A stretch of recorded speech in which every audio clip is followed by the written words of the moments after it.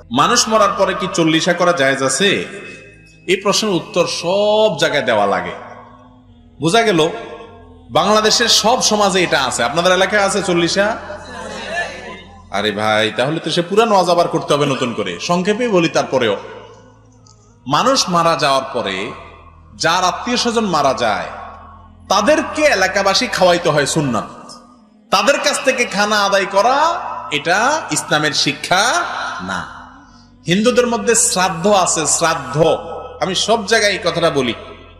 আপনি গুগলে গিয়ে লেখেন শ্রাদ্ধ, তালিব বসর অপলা আকার দর পরে বড় ধ লেখা দেন, সার দিলে দেখবেন শ্রাদ্ধ মানে কি। শ্রাদ্ধ হলো হিন্দুদের মানুষ মারা যাওয়ার পরে খানা। সেই জিনিসটা আমাদের মুসলমানদের মধ্যে আসছে। কেউ মারা গেলে যদি তার ছেলে মেয়েরা এলাকাবাসীরা না খাওয়ায়, আমরা অনেকে বলি কি মানুষটা মারা গেল, কি ছেলে মেয়ে রেখে গেল, একটু কারোর হাতও ধোয়াইলো না, এরকম বলে কি বলে না?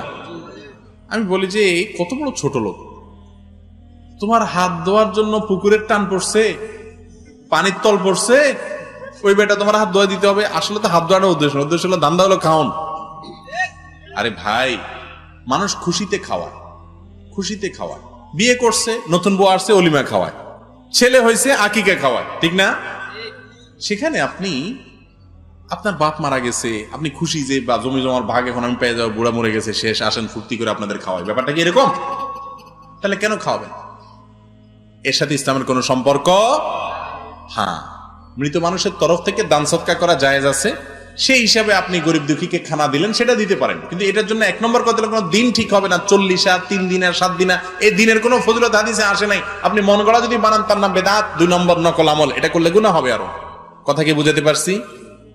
আর দ্বিতীয় কথা হলো যে গরিব খাওয়ানোর নাম দেয়া হয়, আসলে গরিবের তো কোনো বিল নাই। গরিবরা বলে এই চেয়ারম্যান সাহেব খাক, তোরা পরে আয়, ঠিক না? এলাকার সব মেয়েরা এসে একটা ফুর্তি ফাটতার অনুষ্ঠান সামিয়ানা টাঙ্গায়, এগুলো জায়েজ নাই। এগুলো হিন্দু থেকে আসছে আমাদের মধ্যে। যাই হোক, সবচেয়ে বড় কথা হলো যে মৃত ব্যক্তির জন্য আমরা দোয়া করব, তাদের পক্ষ থেকে দান সদকা করব, আরো যে আমলগুলো আছে সেগুলো করবো।